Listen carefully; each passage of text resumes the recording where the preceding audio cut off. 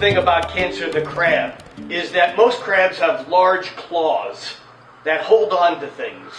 In fact, a crab will reach into a crevasse and it'll grab something it wants. And as it pulls, if what it has is like putting your hand in the cookie jar and you fill it with cookies and then you can't get your hand out, but you don't want to let go of the cookies. All right, a crab will lose its claw before it lets go.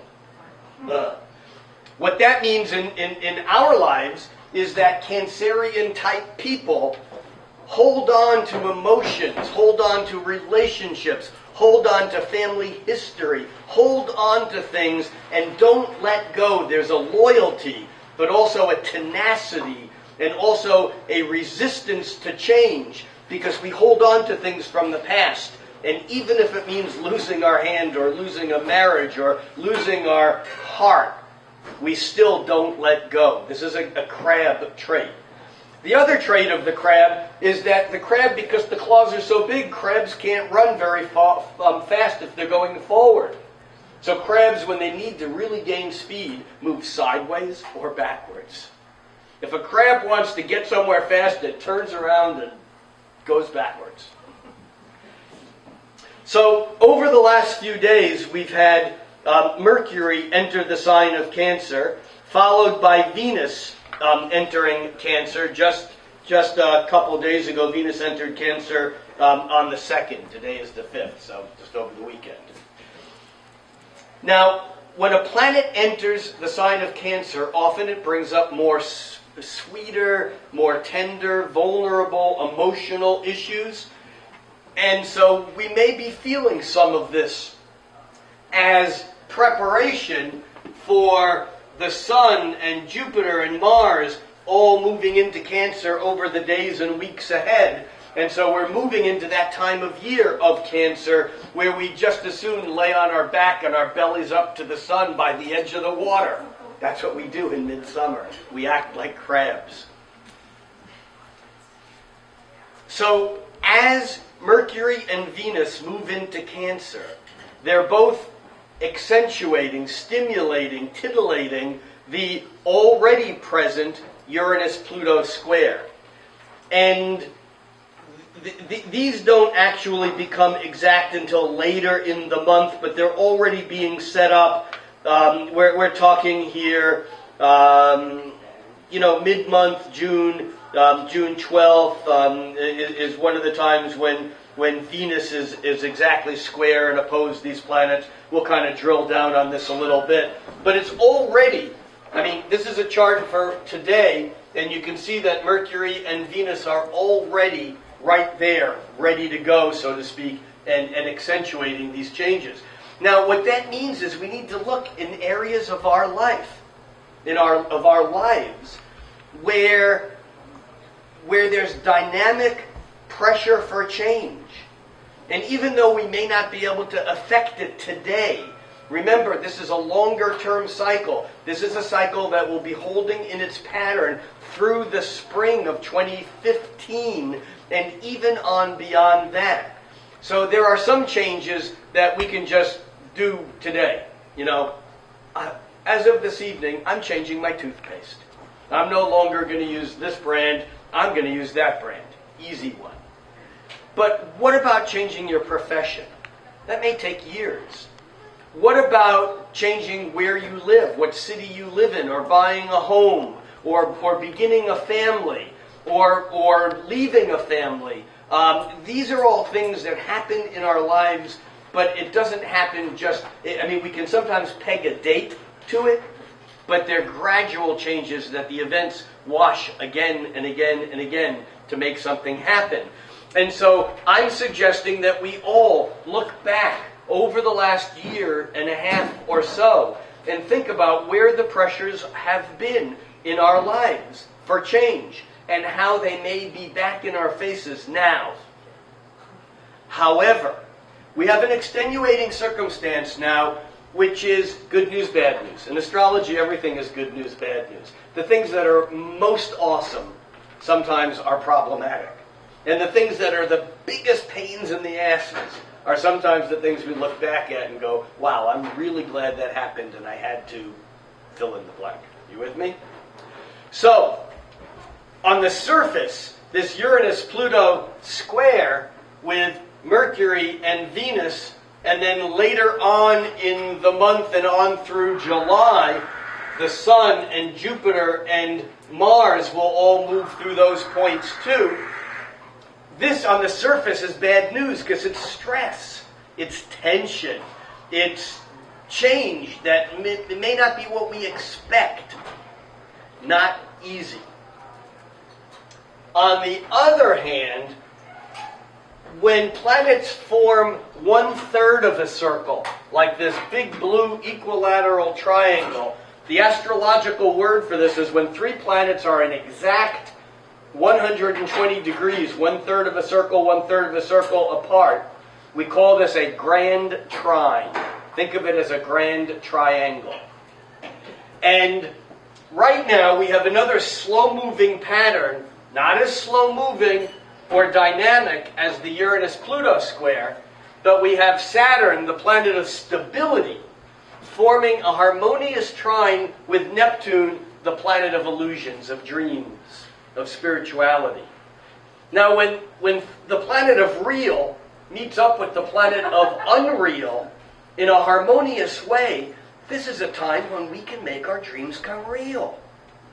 This is very profoundly, I was going to say exciting, but it's not, there's no excitement. It's just like, do it.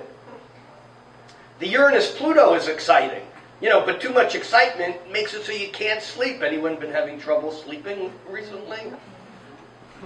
I've been getting that from a lot of people. I don't know. Yeah? No? Yeah. No. Yeah. Thank you for saying yes, even if it wasn't true. Okay. So, we have Saturn and Neptune that first moved into this exact trine last October. So, again, we look back at what was going on in your individual lives last late September on through the middle of October. Is there anything that you can think of that seemed like it might be getting real? Things that you were trying to make happen? Things that was almost like our dreams are close and we're trying to pull them in. But then as time moved on, maybe part of it was realized, but maybe we let some of it go to go on to some other things. Well, Saturn and Neptune are now back into being trine. They're exactly trine on June 11th.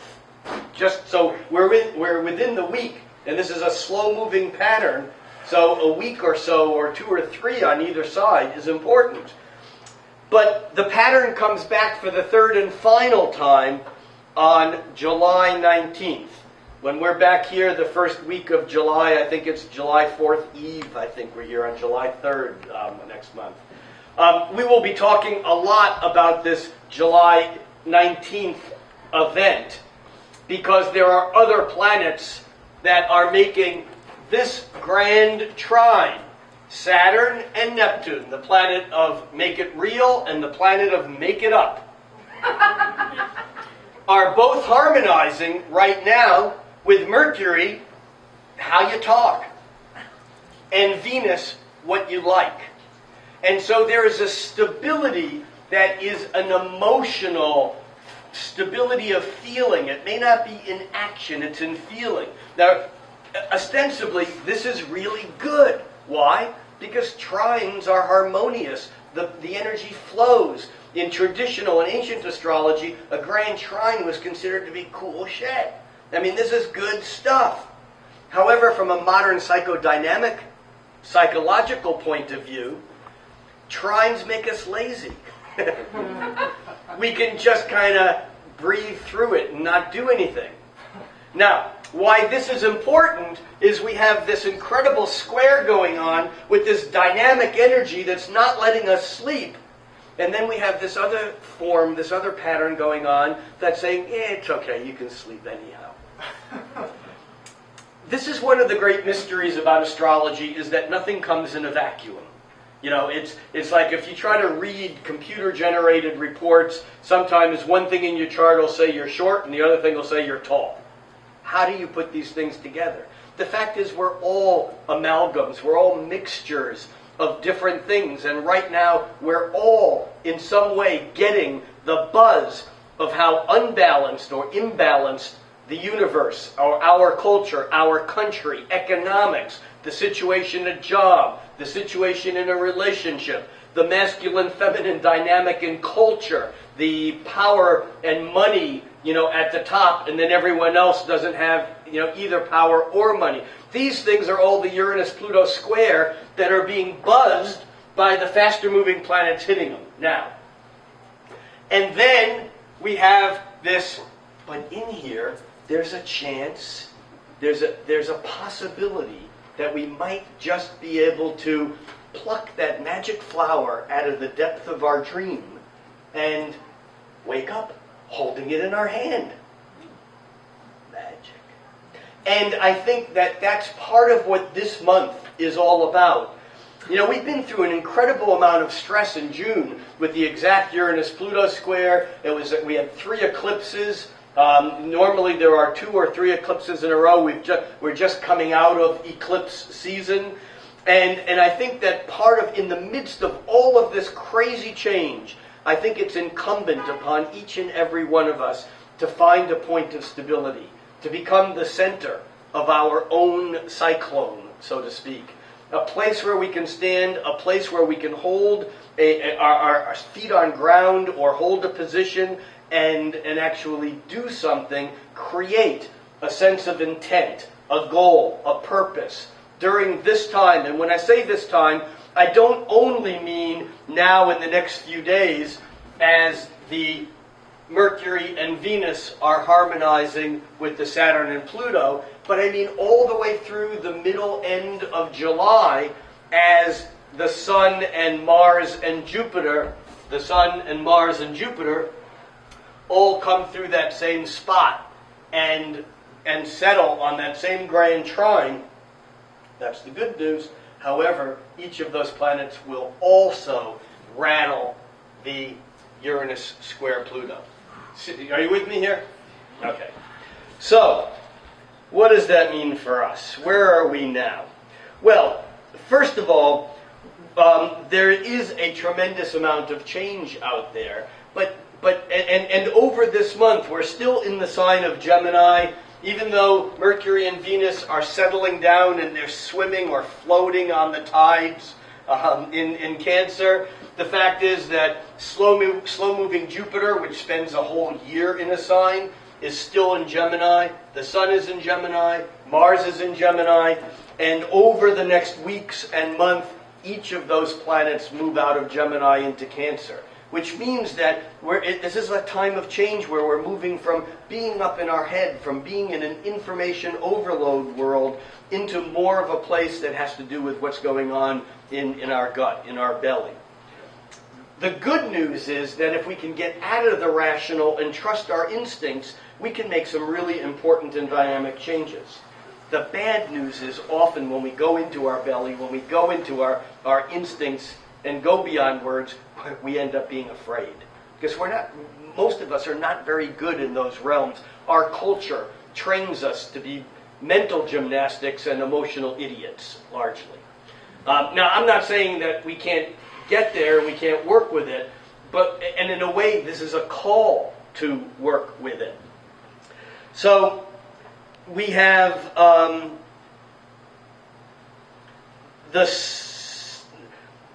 well, let's stick back with this Gemini energy just a moment, because we have Mars and the Sun and Jupiter in Gemini, and that's the buzz. That increases the feeling of restlessness that we have. Gemini is curious. Gemini wants to be everywhere, every when. It wants to